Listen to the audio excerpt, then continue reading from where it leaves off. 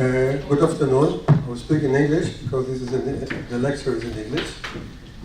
First and foremost, I would like to welcome Dr. Orli Peter, Orli Peter, a neuropsychologist and a clinical psychologist who came from far away and to give a talk on a very, very interesting lecture.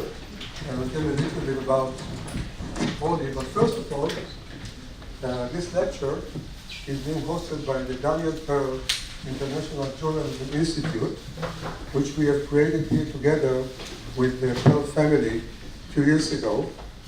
And the basic idea of this institute is to try and make the reporting from the Middle East more balanced. And Daniel Pearl gave his life in a search during his investigative journalism in Pakistan in 2002 in a search for journalism, truth and ethics. And we're trying to continue with his legacy here in the School of Communication, which will tell you a little bit more about the Institute. You will see a short clip about this. And we got connected with Dr. Peter through Asra Romani. Asra Romani is a Muslim journalist, lives in the United States. It was in her home in Pakistan that Daniel was living, and he was kidnapped from her home in Pakistan in 2002. And since then, Asra and us became very close friends. She's a Muslim woman who fights very hard on a global struggle to improve the rights of women who are Muslim. And through her, we reached Orli Peter. And I will tell you a little bit about Orli before I handle the stage to Rona, our own Rona. Dr. Peter is a neuropsychologist and a clinical psychologist who founded and directs Associated Psychology in Beverly Hills, not a bad place. The clinic integrates neuroscientific techniques and psychotherapy to help people overcome effects of trauma. Dr. Peter is a former associate professor of psychology at Mount St. Mary University, where she directed the psychology graduate programs and served as acting chair for the psychology department. Her experiences as a daughter of a Holocaust survivor and her own personal trauma compelled her to help trauma survivors around the world, including survivors of the 9/11 attacks, Iranian refugees, sexual abuse victims, and traumatized Palestinians and Israelis. It was through her work, a non-profit organization, that she first began to see the politicization of empathy by mental health professionals and the deleterious effects it had on vulnerable people who were meant to be helped. So actually, when we conversed with Orli, we had to choose either for her to talk about trauma or empathy, but since we are a School of Communication, we chose for her to talk about empathy. Those who want to manipulate us, such as advertisers, politicians, colleagues, and even some of our closest friends, may seek to activate our emotional empathy in an effort to leverage it against our own interests. This talk will help you identify triggers meant to arouse our emotional empathy and offer ways to protect ourselves from its exploitation. This is what we're trying to teach our students during the 3 years they are here. So to have it in a concise form, it's a really great opportunity for us. So before I turn the stage to you, Orli, I would like to call Rona to tell you a little bit about Orli and about our institute, Daniel Pearl Institute. Rona, your floor. Thank you.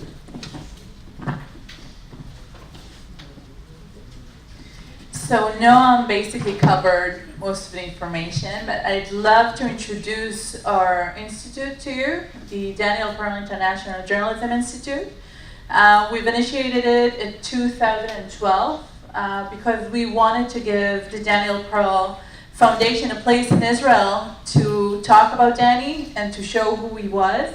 Let's see a short video and start from there. In a place where growing terrorism threatens to silence freedom. In a place where extremism and hatred rule. In a place where violence is the language spoken and humanity is oppressed, the media's role is more crucial than ever.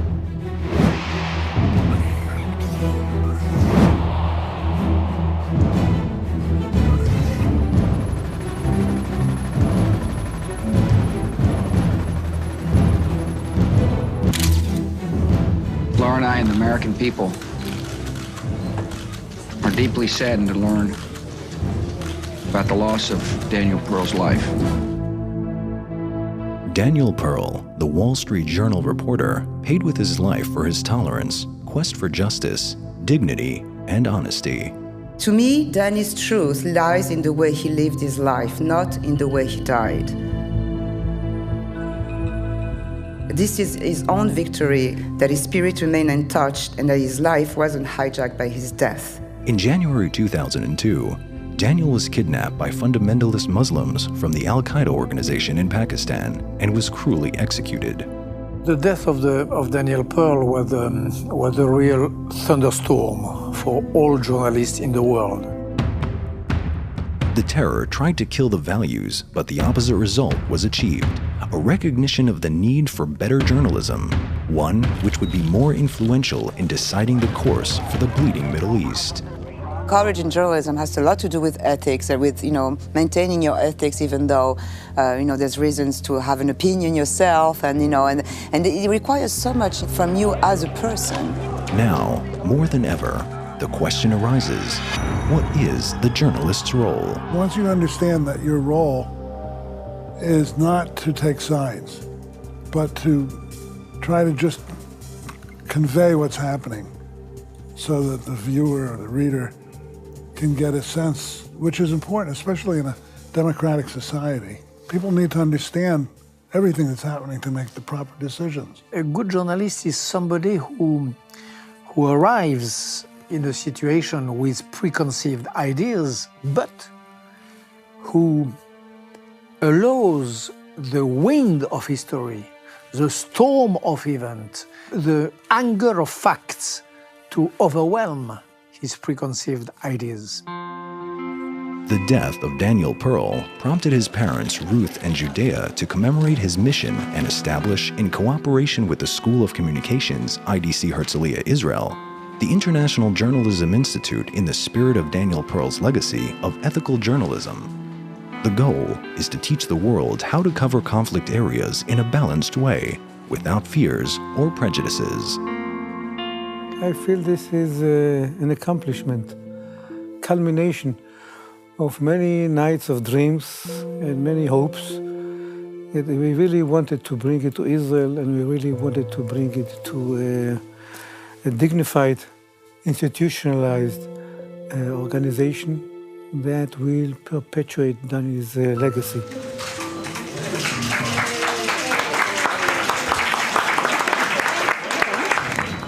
Information can kill, and in a place where a single word can change reality, whoever holds information can turn it into a dangerous weapon. Responsible journalism is no longer an option, it is a necessity. The Middle East is craving for an in-depth coverage of the core issues that will shape the destiny of the region. The Daniel Pearl International Journalism Institute aims to address this challenge by providing for the first time an academically based knowledge and region-specific training for such coverage to emerge, and a unique think tank for the international community of journalists. We are creating this institute in order to enrich foreign journalists who come to cover the Middle East and cover both sides, not just the Israelis, but also the Palestinians. And we wish this new institute of ours to provide them with in-depth know-how and understanding of the culture of the Middle East. And we trust and believe that the more they understand the cultures, the deeper and more serious will be the coverage of the stories here. And we believe that deep understanding increases the chances of peace. The programs of the Institute: International Journalism Summit, Journalism Award, Immersion Program in the Region, the Eyewitness Series, Panel Discussions,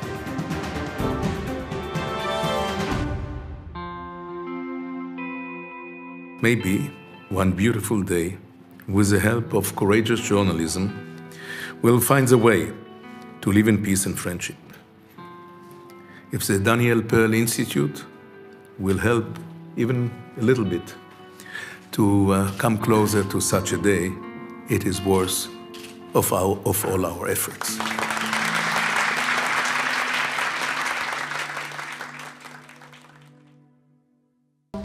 I was born actually after the hippies, for those of you that are old enough to remember the hippies, or those of you who read about them, but I was of the generation that still felt the weight of the love and peace movement. And when I got older and went to graduate school at Berkeley, I came upon and got introduced to Timothy Leary, who was one of the founders of the hippie movement, and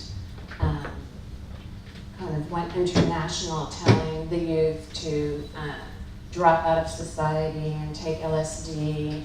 And the statement that he used to make all the time was, tune in, what was it? Does anybody remember? Tune in, turn on, drop out. Thank you. Tune in, turn on, drop out. You remember. I do.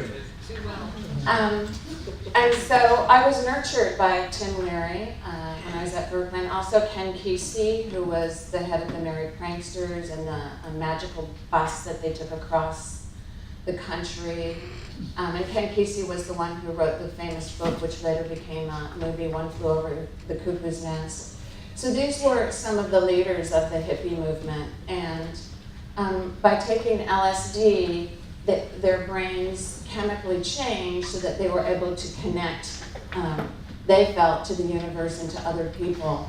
And it was a powerful experience where when everybody was high, everybody felt so chemically connected. And the thought was, if only we all could feel this connected always, then there would be love and peace and there would be no war. And we all believed that. Then, people in my generation kind of grew up from the influence of that. We got that influence downstream and became scientists, and that's Alan Shore and Dan Siegel, for those in the psychology or neuroscience area would recognize those names. They're kind of rock stars in what's called affective neuroscience, where they began to compile the studies of empathy and piece them together to tell a story about how empathy is like a wireless connection between brains, and the kinds of magic that can happen when people empathize with each other, and how you can actually calm people down and regulate their emotions through empathy. And with studying with these men, with both of them, you know, in the mini culture, the mini subculture that we were creating, we fantasized again how wonderful and beautiful the world would be if only everybody could connect empathically like we were doing.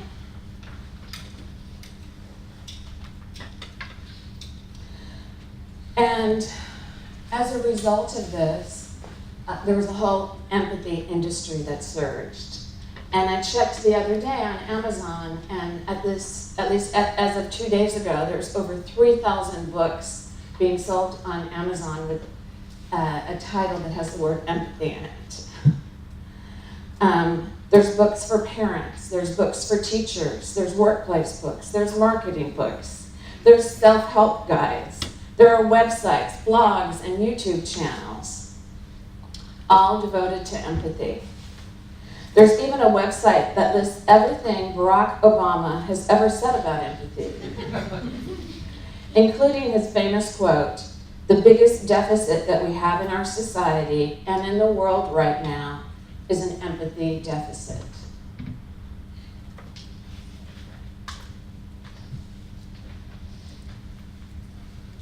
Here are some other quotes from some influential people who also are promoting the wonders and the magic of empathy.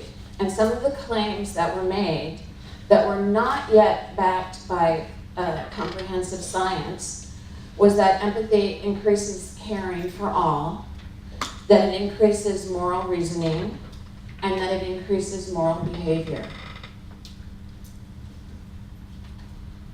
So I believed, and as a psychologist, as a clinical psychologist, I volunteered for a number of nonprofit groups, and some of them were here in Israel and some in America, where we would try to get Palestinians and Israelis together and have them empathize with each other in the hopes that we could make a dent in fostering peace. So here's a picture of some Palestinians and Israelis and Druze that were flown to Esalen, which is a hippie haven just south of San Francisco. And they were flown there to try to connect empathically and deal with any kinds of traumas that they had and come together to unify, which is what empathy is supposed to do. As fate would have it, as they were flown there, the 2008 Gaza war started. So in the backdrop, on the TV and on the radio, and phone calls that they're receiving from their loved ones, the Israeli families there, the Israeli women, were hearing stories about their families running to bomb shelters, and the Muslim Israelis may have had friends or family that was in Gaza that were trapped in their homes, frightened of the bombs that were flying. So what we did was we put these women through these group trauma treatments, and there was this beautiful vulnerability. There was a lot of love. You can see all the touching that was going on. And in the midst of one of the groups, one of the women who was wearing a full hijab and a abaya, she fell into the arms of the women crying with one of her personal traumas that came out. Most of the traumas were sexual abuse traumas or domestic violence traumas. And in the midst of all the group holding her, she opens her eyes and starts to scream in Arabic to kill the infidels. And I didn't know, I don't speak Arabic, so I didn't know what she was saying. But the Druze women knew what she was saying, and they got very upset.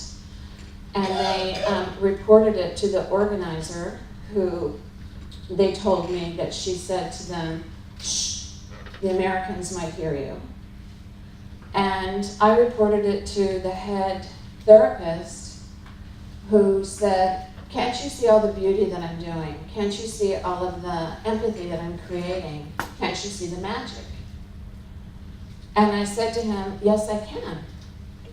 But I don't know how ephemeral it is, because I remember with Tim Leary and with Ken Kesey, the connection that was made chemically through LSD was very ephemeral. It was temporary.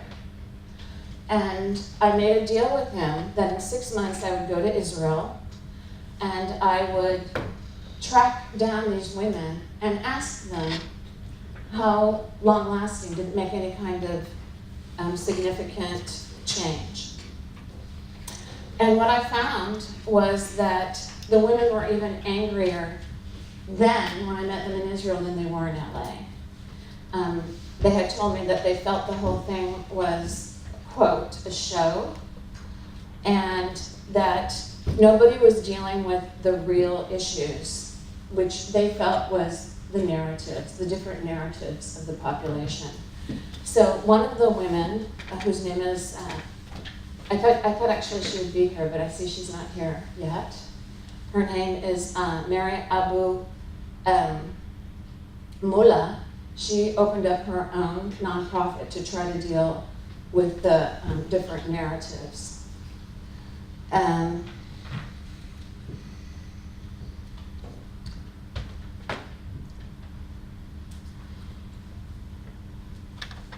So one of the things I noticed when I was visiting Israel, that of the many countries I had been to, that both the Jews and the Arabs in Israel seemed very empathic. And everything we were being taught was that if you increase empathy, the world is supposed to get better, and there's supposed to be more peace and harmony. But here I was in a country that seemed like it had very high empathy between both groups, both the Arabs and the Jews, And yet this was the center of major conflict. So I couldn't put that together. And this began my journey. So about a year and a half ago, this study came out. It's supposed to be the best study so far that looks at empathy across the world. They questioned over 100,000 people in 63 countries. And the darker the red, the more empathic the country is by their ranking system. And what you can see, I listed the countries on the right side.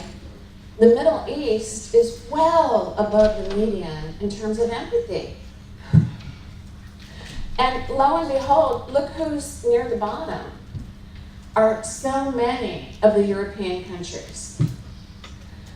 Now, many of you may know that so many of the NGOs here in the Middle East, they're funded by the European countries whose framework, many of them, their framework is to increase empathy, is coming from countries actually where they have not very high empathy, and in fact, some of the lowest empathy in the world that they tested was from Eastern Europe.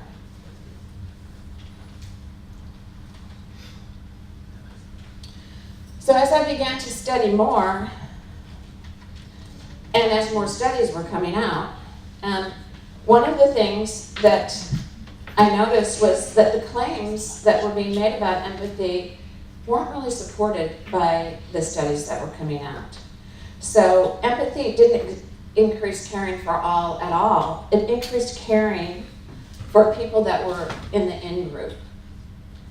And it actually, there's actually evidence, interesting evidence, that it increases cheating as well. As empathy goes up, you tend to cheat more for your group.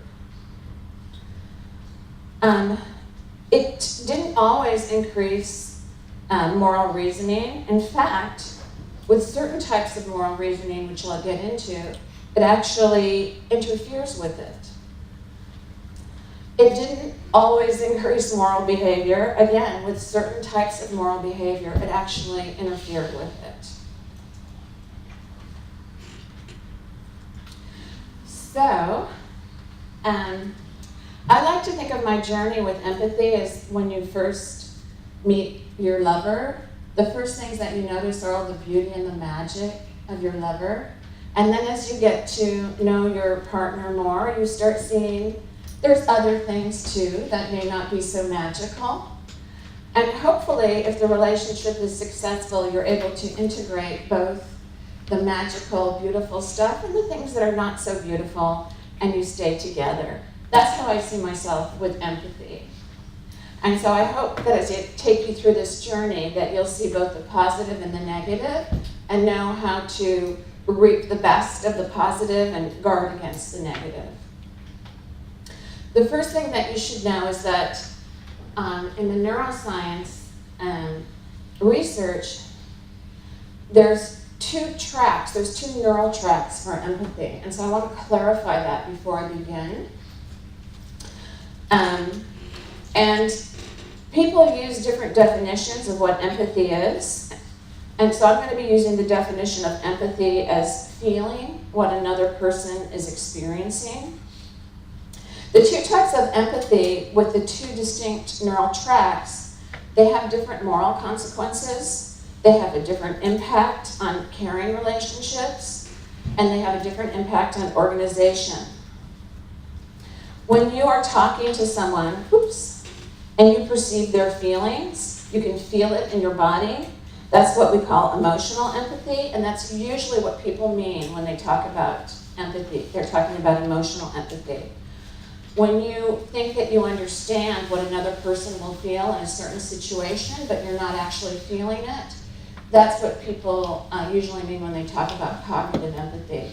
So I don't know if this analogy will work, you can tell me, but in the United States we have a very famous TV show and movies that is called Star Trek.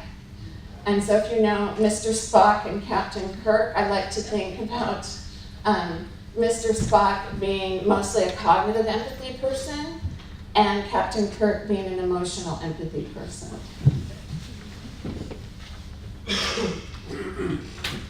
Do you all know that reference? Okay.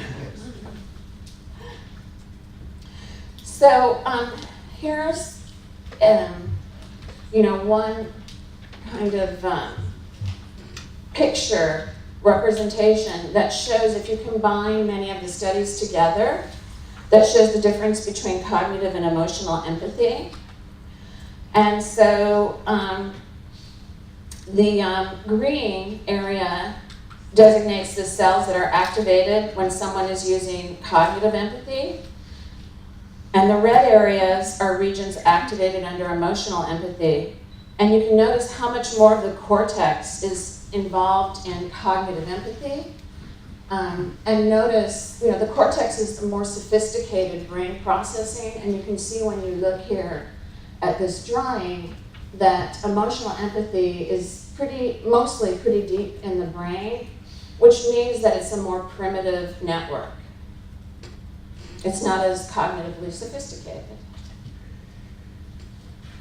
So I just had to put in this one slide just so you get the idea of the evolution of empathy. And this is the way the evolutionary psychologists think about it. That, first humans, they first started walking upright, etc., using tools, learning to use fire, adding meat to the diet. And then they began gathering in groups. And this is where empathy is formed. When we're no longer wandering around the landscape looking for a food source, we could live at a campsite, and the group would be a way that we could defend ourselves. And being in groups, the thinking goes, changed everything. It changed our brain development. Most importantly, we had to learn how to cooperate and how to stay cohesively together. So of course we developed language to help us communicate, but the idea is that we developed empathy to keep us glued together, to keep us bonded together. And this is exactly what emotional empathy does for us. And we're rewarded with the pleasurable feeling when we're empathically connecting together. That's what we found when it was chemically induced, and that's what we find as therapists when we're in the office with a patient or a client, that where it's safe to be vulnerable. There's just a magic. I think all therapists have experienced that. So some features of the emotional empathy network is that it's primitive, it's observable the first day of life, because remember, it's a primitive network, so it comes on immediately. And it's automatic. And I call it the Trojan horse into the brain, and I'll tell you why in a minute. So first, just for you to notice how primitive it is, it's even seen in rodents. In Animal Cognition report they created a box divided by a clear plastic partition.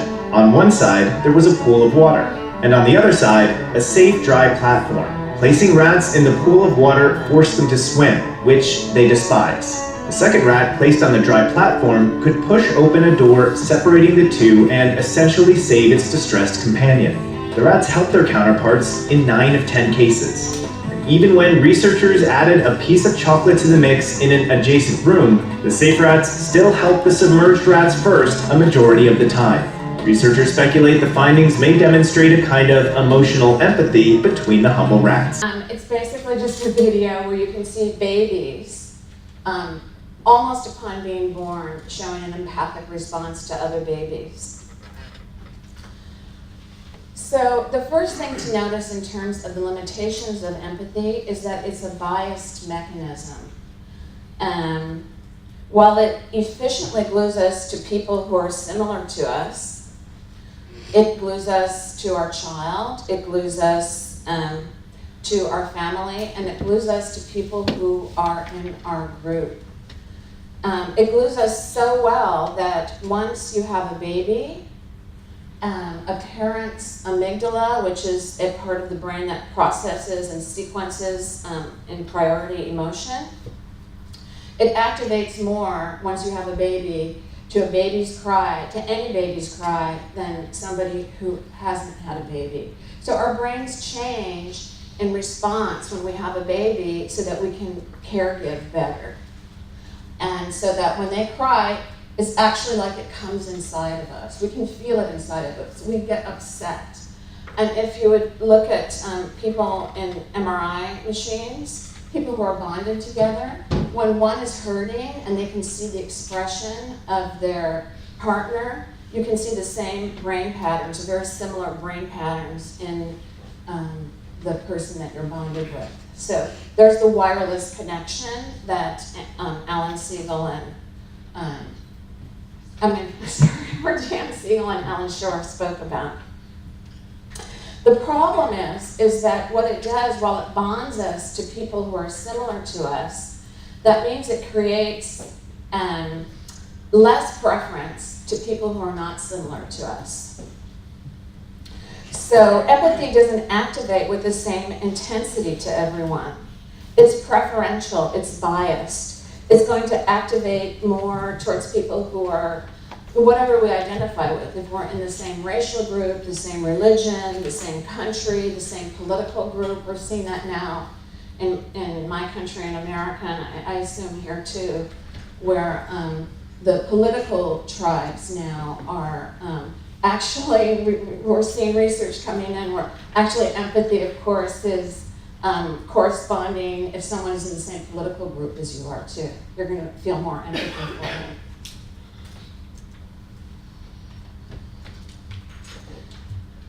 So here's where I wanted to talk about the triggers. Because remember, empathy is an automatic response. It comes whether or not you want it. It's an involuntary response that your brain makes. Just from seeing it, it goes inside you. And of course, it's to varying degrees. Some people are going to respond more than other people. We've got psychopaths on one end who respond very minimally.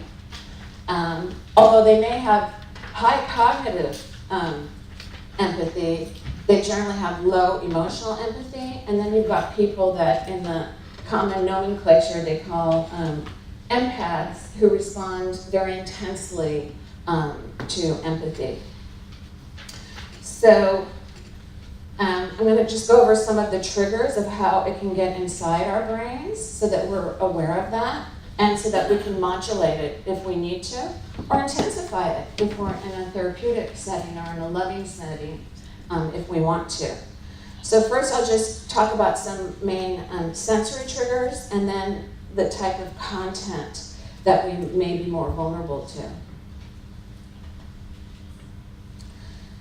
So I'm going to play a tape, and I just want you to notice your own body and notice your own experience as you watch a couple of these tapes and videos, and you'll get a sense of how empathic, how emotionally empathic you are.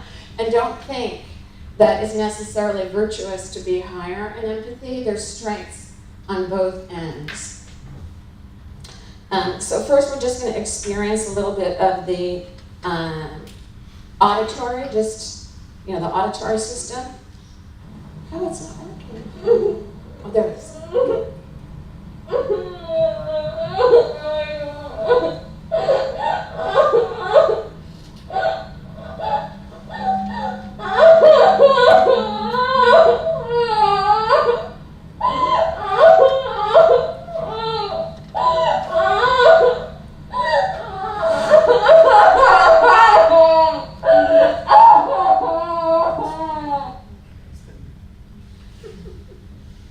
Okay, so, emotional empathy is primarily triggered through the visual and auditory systems, which together make up the largest sensory areas of our brain. So we're very vulnerable to those kinds of triggers. And the thing about auditory stimulation is that unlike the visual system has eyelids where we can shut out the visual information. The auditory system doesn't. And it's a system that maintains even while you're sleeping. In fact, there's evidence that if there's a loud noise while you're sleeping, your brain actually responds more when you're asleep than when you're awake. So that system, to varying degrees, is online all the time.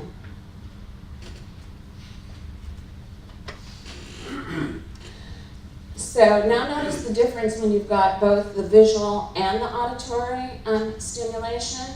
And this is what we're seeing now. We're getting swamped with this kind of thing with social media. So this is what's happening. You've got to think about what's happening to the brains all across the world. Okay, so notice the different impact of having both the visual and the auditory stimulation. And we have special areas, special cells that are dedicated just to looking at faces. So we're going to be especially triggered by the facial expressions. You can hear her breath increasing. All of these things are brain mirrors inside us. So in terms of content, what you'll see with a lot of political campaigns, with charity campaigns, with NGO campaigns or advertising, you'll see lots of baby pictures, and especially their faces, and especially a baby that's suffering. As I mentioned before, if you've been a parent, you're more receptive because of the emotional empathy to seeing these kinds of pictures. And the top picture still kills me when I see that top picture of a Syrian baby who the family was trying to make it out of Syria. And that picture went viral, at least in America, and it intensified the conversation across the nation about what we should do to help the Syrian immigrants. The picture below, I included that, and please, if you're highly empathic, please don't keep looking at the pictures. Please shut down that visual system, because I don't want to upset you too much. I just want you to get the information without getting too emotional.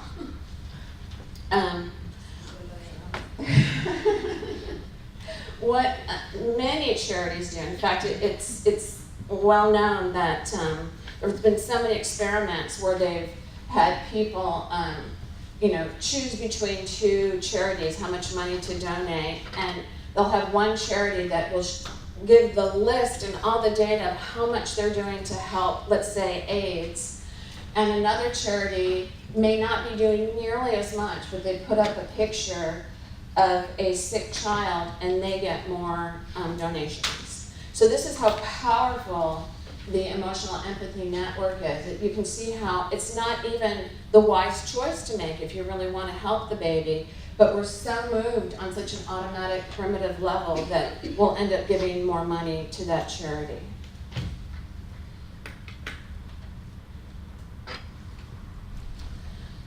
The other thing about emotional empathy is much more receptive to suffering when there's no inhibition of a cognition that says you can blame it on the person. So in other words, if it's a victimization narrative, then it's going to be much more powerful in terms of our brain responding to it. And if the victimization, if the picture of the sadness and the suffering is something that's within a group that we identify with, again, we're going to be more activated. So I put up these three different pictures. One is of an American funeral, one is of an Israeli funeral, and one is of a Palestinian funeral. And one point that I wanted you to notice is that part of my culture, I suppose, in America, is that you can see there's hardly any facial grimaces. And keep in mind that empathy is going to be very responsive to the auditory, the wails that they do, I think, much more in the Arab world. And it's going to be responsive to the cries and the anguish that's shown on the face. But you can see an American funeral, I don't think it's going to promote as much empathy based on the picture. Emotional empathy, anyway. So because of how responsive we're going to be to these visual and auditory cues of suffering and victimization, sure enough, bullies find it within their interest to act like victims, because when they do that, they can activate our emotional empathy. So they might do something terrible, and then they have us feel sorry for them, so that will soften our response to their abuse. You see this not only on a political level, but most therapists can probably tell you that we see this commonly on a personal level, also with domestic violence victims. It's a common pattern where perpetrators of domestic violence often pair themselves with women who are high in empathy, who are, what I referred to before as empaths.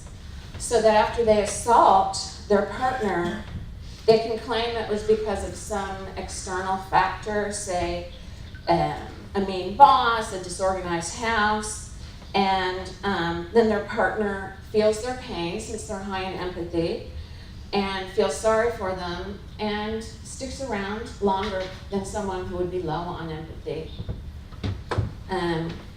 But we also see this, and it's increasing in the political arena. And Salman Rushdie, you can see he's speaking mostly about in the religious arena, but you'll see this anywhere, any kind of bully in any kind of setting, whether it's religious, political, or personal. It's a common tactic.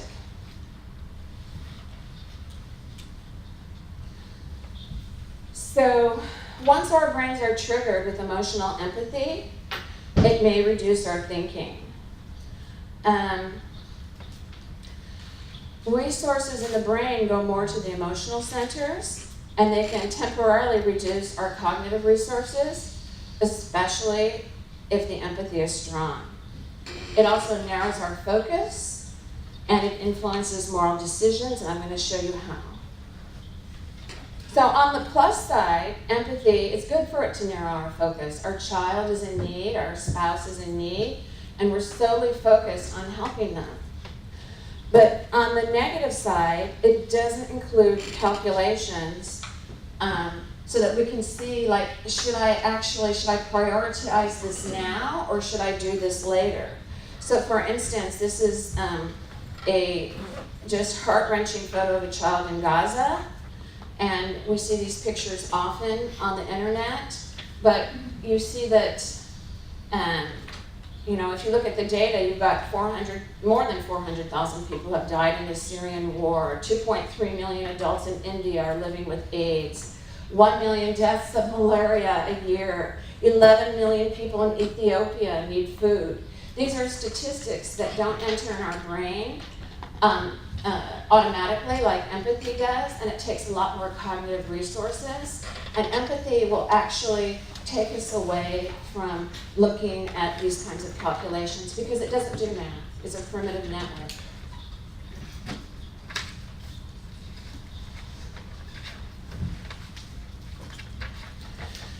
So this is an interesting area now that's growing in empathy in terms of moral judgments. The more we resonate with another person's pain, the more we may choose not to sacrifice for the greater good. And as I mentioned before, we may be more likely to cheat for our groups. Let me show you that. This is a classic, you've probably seen this all before, this classic moral dilemma of the Trolley Problem. It started in the philosophy department decades ago, and there's been hundreds of variations of the experiment. But I just want to go through it now because you can see how it links to emotional empathy. So here's the case where a trolley is running out of control, it's running down a track. In its path are 5 people who've been tied to the track by a crazy philosopher, I guess. And fortunately, you can flip a switch. That's you over there by the switch. And if you flip that switch, it will lead the trolley down a different track to safety, but there is a single person tied to that track, and you will kill him. So should you flip the switch? You don't have to tell me. You can just know yourself. But most people say yes, that it's worthwhile to do this smaller harm to prevent a bigger harm later. And that's a moral decision. But now what the philosophers did was they changed it to what's called the Footbridge Problem. This time you're on a footbridge over the trolley track, and next to you, leaning perilously over the rail to see what happens, stands a very large, fat man. A man large enough, in fact, to stop the train if you push him over the rail. So now, do you push this fat man over the rail to stop the train and save the 5 people's lives?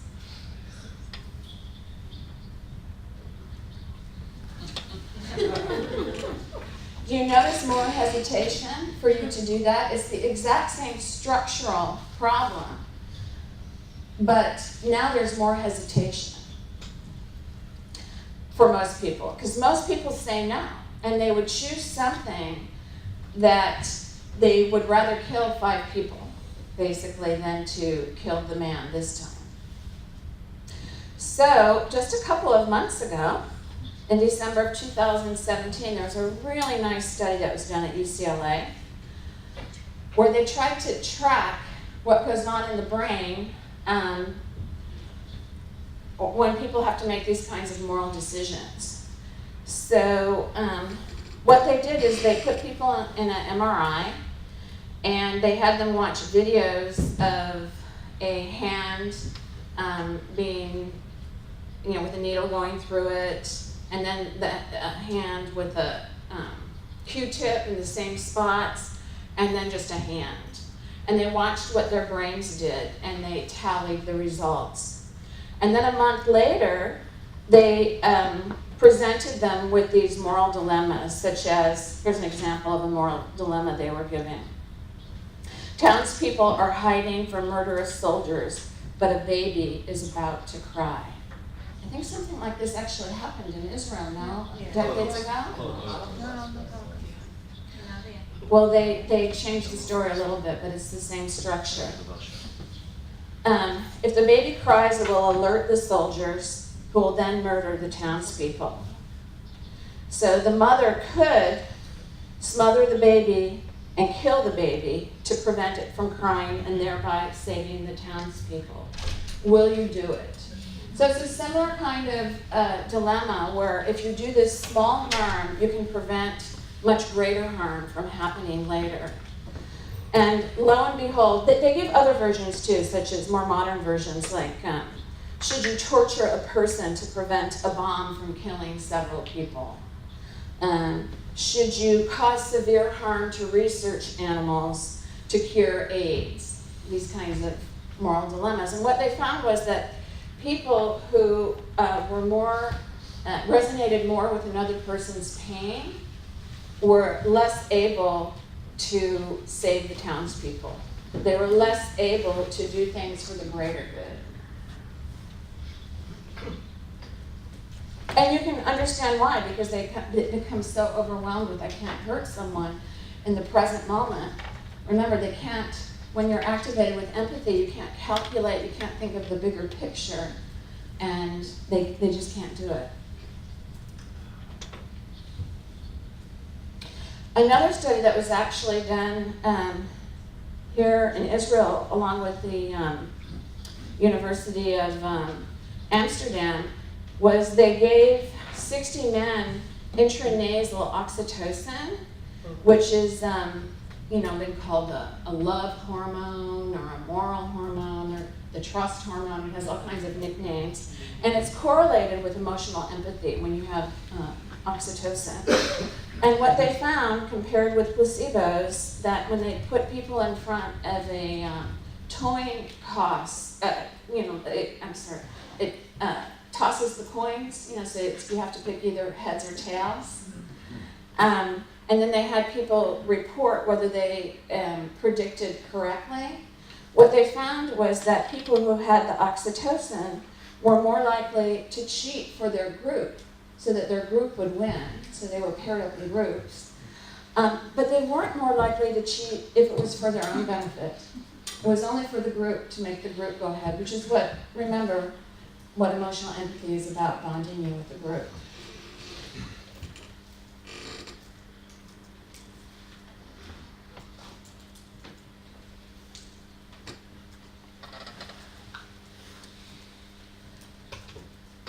So this is the term suicidal empathy that was coined by Professor Gad Saad, depending how you pronounce his name. He's a professor, he's actually a Lebanese Jew, Arab speaker of course, who now lives in Canada, and he coined this term called suicidal empathy. And what happens is the network for feeling another person's feelings is not the same network as noticing your own experience and kind of seeing how you're doing. And this is really, really important, because if you have one online, if you have the emotional empathy network online and you don't have the other, you're not kind of going back and forth between the two, you're just noticing how the other person is doing, and you could put yourself at risk. And this is what we see commonly with women who are married to abusive men. They're just caring for him, and the friends of the woman will say, "Can't you see what he's doing to you?" And they're not experiencing their own pain as much. It's constantly being interrupted by their empathy for their spouse. But you can see this also on the political scene.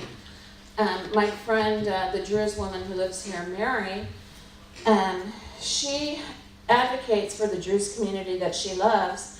And what she does is she goes around the country speaking to judges who are not using the same sentencing criteria for the Arab men of her village and of her community as they do for the Jewish men. They're harsher on the Jewish men.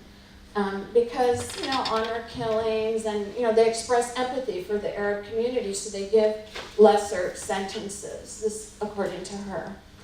And she's speaking to them saying, please, your empathy network is getting in the way of justice. You're harming Arab women and Druze women by this.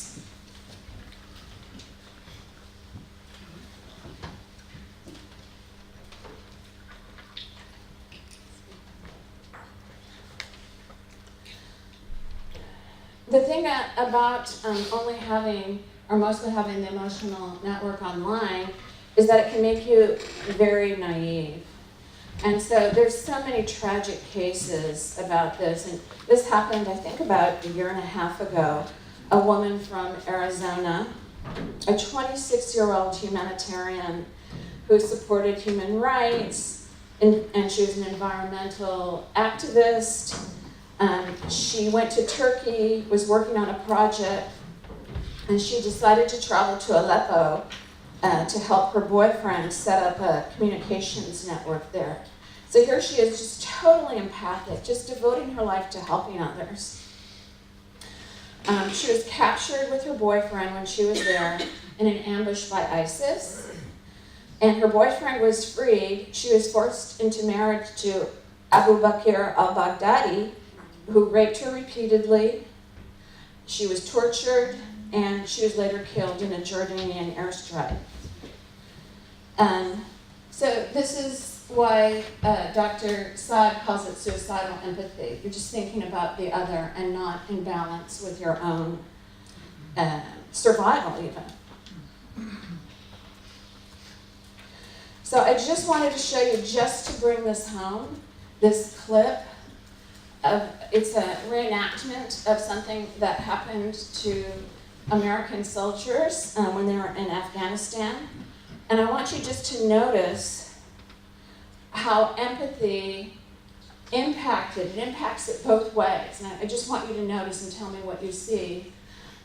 While they're here in Afghanistan and they're trying to investigate, 20 Marines were killed, and they're trying to, find out who was responsible, and there's a young boy and an old man that they come across who spots them.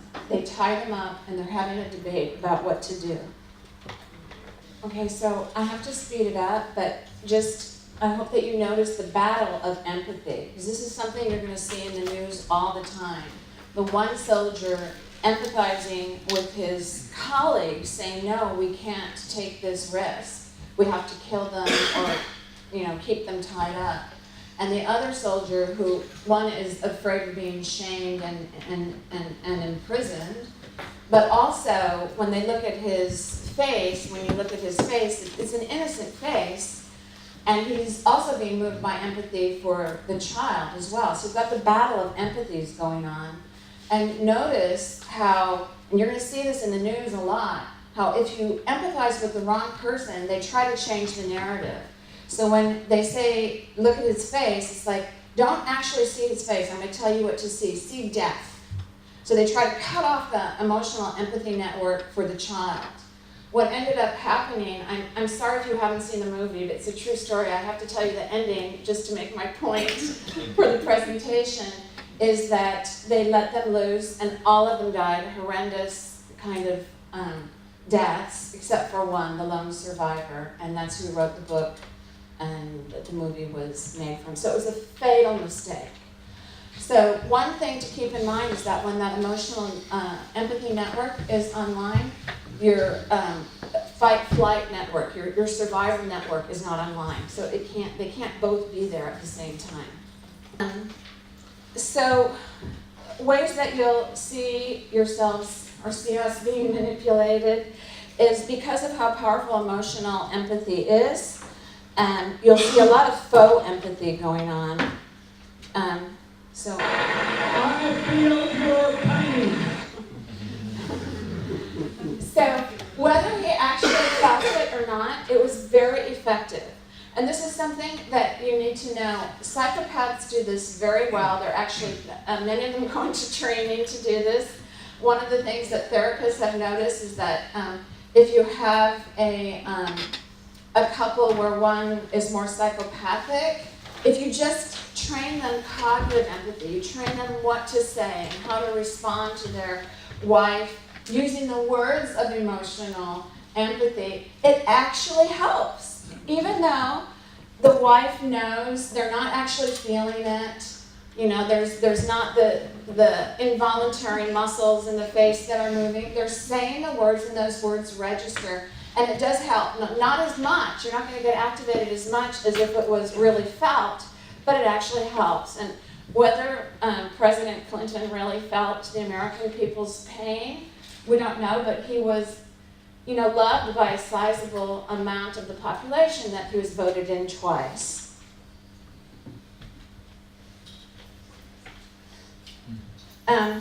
So here's a case where, I don't know if this made headlines. Executive order. This is Chuck Schumer in America, who went with the travel ban when Trump was trying to Was mean-spirited, un-American. So he's crying, and Trump immediately does what we saw the Marine doing, is he comes in and he says, those are fake tears, those are crocodile tears. He comes in trying to cut off the emotional empathy that Chuck Schumer was trying to activate in us. Because they can see how dangerous it is that people are so moved by it. And of course, one of the reasons that Hillary herself in her book said that she feels that she did wrong was when she made her deplorable comment about that half of Trump's voters can go in a basket of deplorables. And she was seen as somebody who was low in empathy, and that was one of the contributing factors to her loss. Empathy can be used to exploit not only the public, but also can be exploiting the group that they're spotlighting as being victimized. So this is Bassem Eid, who lives here in East Jerusalem. He tours internationally quite a bit. He's a Palestinian human rights activist. He loves the Palestinian people. He thinks that they're being used for this reason. He thinks that many of the leaders and many of the industry, the Palestinian industry, makes a lot of money and gets a lot of benefit out of kind of spotlighting and maybe even continuing the suffering of the Palestinians in order, for our empathy networks to be activated. And he's trying to stop that. And then, of course, since the victimization narrative is so powerful for activating our emotional empathy network, you're going to have industries that are going to exaggerate or even lie about the suffering. So the picture, don't look too long, please, because these are intense pictures. But the picture on the top is actually a picture of a Palestinian terrorist who came into Itamar and murdered, just a very gross murder of children. You can see the mezuzah in the upper right-hand corner. Yet during the Gaza war, and I had used this photo when I was speaking at a conference on trauma in 2011. Yet in the 2012 Gaza war, I saw it go viral as being something that the Israelis did to Palestinians. And most people didn't know what a mezuzah was. They didn't alert them that this is a fake picture. But I had already shown the picture even before the war occurred.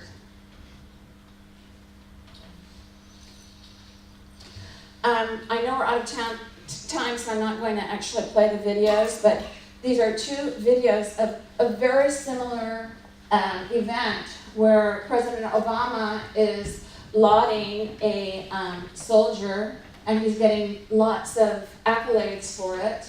And then President Trump does the same thing to a soldier's widow, Navy SEAL's widow, and the headlines were, again, they had to interrupt it with that Trump was being crassly manipulative. Now, don't think this just happens on one side of the political spectrum. It's very dangerous because of how powerful emotional empathy is for the enemy to get empathy. They constantly have to interrupt it. In fact, it's seen as a threat. If you have empathy for the enemy group, it shows, people do reverse in their brains, it shows that you're sympathizing with that group and you're an enemy. So empathy is a political statement. So I'll just go quickly how to resist the empathy manipulation. The most primitive way is what I'm telling you right now when you're seeing these photos, is just to look away or to not listen. It's a primitive way because if you look away too soon, you miss the information, and you do want the information, you just don't want to be overwhelmed by it. Another way is to switch tasks, because remember, it's like the suffering is reverberating in your brain. Your brain is mirroring the suffering of another person. So if you switch tasks, you're putting other things in your brain. A really beautiful thing that psychotherapists learn how to do is ground a person in the moment. So you get their sensory system online for what's happening in the moment. Look around, you see the grass, you smell the trees, you smell the air, what's the temperature, all the five senses. You get them to notice that. It's called grounding them in the moment. And it kind of like parsley after a meal, it kind of cleans your brain, cleans the palate, and reduces the impact of the empathy. And then finally, I had to put up a quote from Bertrand Russell.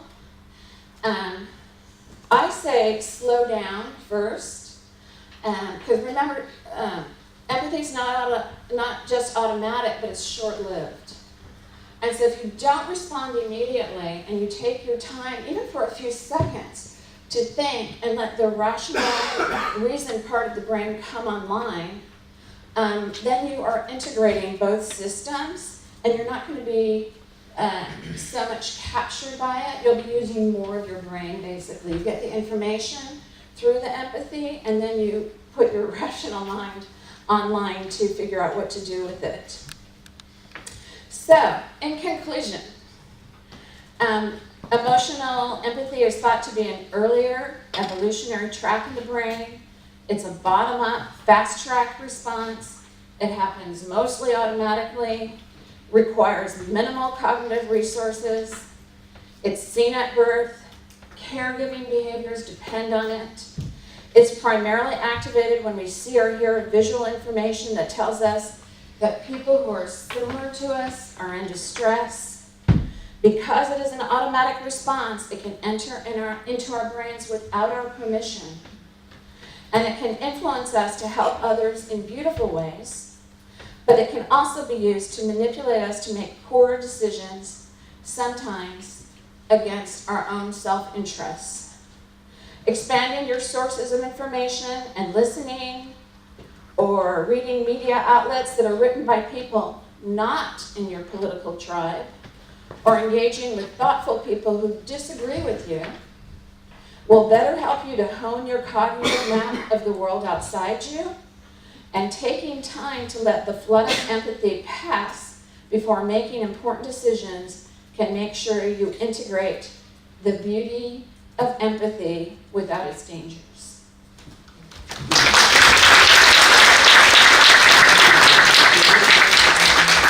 Thank you very much. I have a million questions, but they are the guests. So just 2 questions to Orli. Yeah. Hi. You mentioned how certain communities tend to create the possibility of cheating towards your group. Would you say that the application of postmodern moral relativity as a way to retain the boundaries of what we really meet when reality clashes with a certain narrative, a way that maybe borders the edges of what we can sustain in our knowledge, and when it becomes something that meeting it will actually change our narrative? I think emotional empathy, because if you're flooded with it, because it's not directly connected to and not automatically connected to our rational and reasoned thinking, I think if it pierces the narrative, it's only going to pierce it temporarily. You can use... I mean the other way around. What do you mean? I meant that using the currency of emotional empathy to approve or disapprove of facts that contradict with reality. As if, let's say, I'm not going to judge another culture because I remember what I did when I was a so-called colonial or such and such, so I don't judge, but in essence I'm really not addressing the basic differences between cultures and values, and I'm covering it with moral relativity. Yes, yes, and there's a professor by the name of Jonathan Haidt who's actually studied left-wing versus right-wing brains, actually, as well as their responses to things, and he sees, his research and that of others shows that the left wing tends to be more caring, and so they're more responsive to emotional empathy, which means that they're more in danger of not using some of the resources that you're talking about, some of the cognitive resources. So they may be more vulnerable to those kinds of errors. Yes. Another question? Well, I have one big question, is how we can use empathy to get Palestinians and Israelis together, but this is not for this lecture.